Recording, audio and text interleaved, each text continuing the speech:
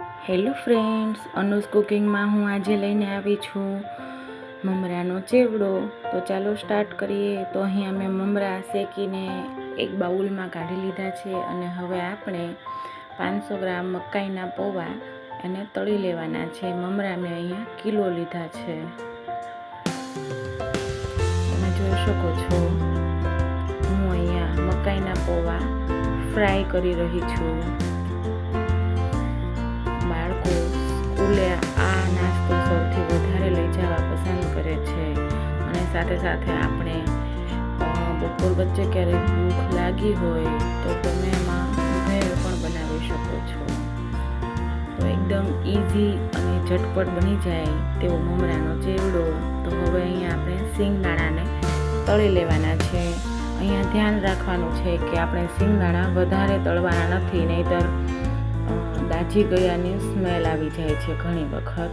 તો આપણે એકદમ ઓછા સિંગદાણા તળવાના છે, પણ ક્રિસ્પી થઈ જાય ત્યાં સુધી તળવાના છે. તો આ રીતથી સિંગદાણા તળવાથી કઢાઈમાં સિંગદાણા છૂટા પડી જતા નથી અને એક જ સાથે રહીને બધાય ફ્રાય થઈ જાય છે.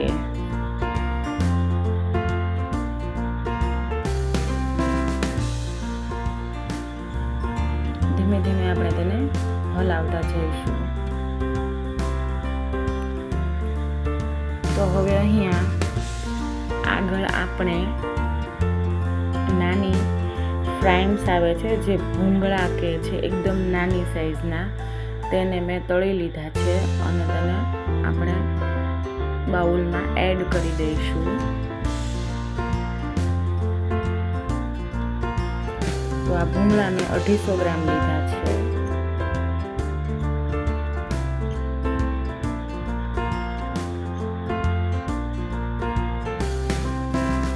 સરસ નિતારીને આપણે તેને બહાર કાઢી લઈશું.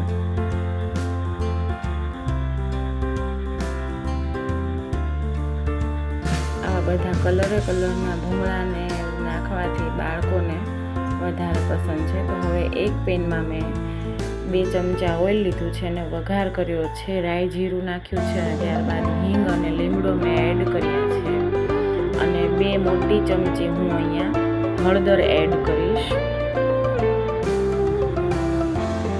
મીઠું આપણે એડ કરવાનું નથી અત્યારે. હવે આ વઘારને આપણે બાઉલમાં એડ કરી દઈશું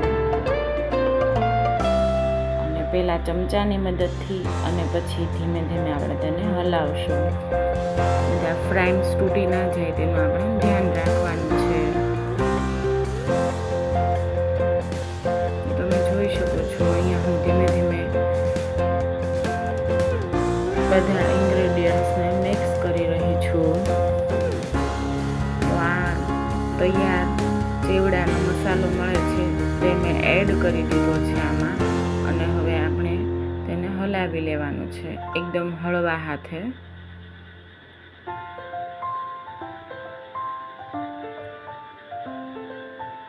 ત્યારબાદ આપણે બાઉલને ઊંચું નીચું કરીને હલાવી લેવાનું છે, જેથી બધા જ મસાલા મમરામાં એડ થઈ જાય. અને ત્યારબાદ મેં અહીં લાલ મરચું પાવડર 2 ચમચી એડ કર્યો છે. બહુ વધારે એડ નથી કરવાનો, તીખો થઈ જાય એટલા માટે. ત્યારબાદ મેં ધાણા જીરું એડ કરી લીધું છે અને હવે તેને આપણે ઉપર નીચે કરીને મિક્સ કરી લઈશું. શકો છો એકદમ ધીમે ધીમે હું એને હલાવી રહી છું. અને ત્યારબાદ મેં મીઠું એડ કર્યું છે. આ ટાઈમે આપણે મીઠું અને આ બુરું ખાંડ મેં એડ કરી છે. તો આ 2 વસ્તુ આપણે એડ કરવાની છે. મીઠું મસાલામાં હોવાથી આપણે એ પ્રમાણે થોડું ઓછું એડ કરવાનું છે. તો બુરું ખાંડ અને મીઠું આપણે એડ કરીને તેને એકદમ મિક્સ કરી લઈશું.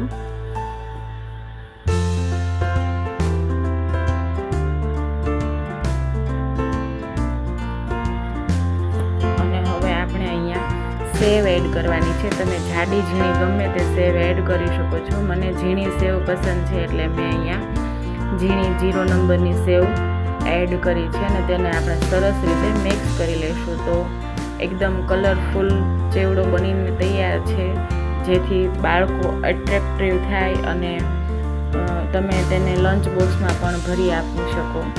તો આ રીતે આપણે કંઈક અલગ રીતે ચેવડો તૈયાર કરી લીધો છે. બહારના મસાલા ભેળવવાથી સરસ વધારે ટેસ્ટ આવે છે. તો તમે જોઈ શકો છો એકદમ સરસ ચેવડો મારો બની ગયો છે. Thank you for watching.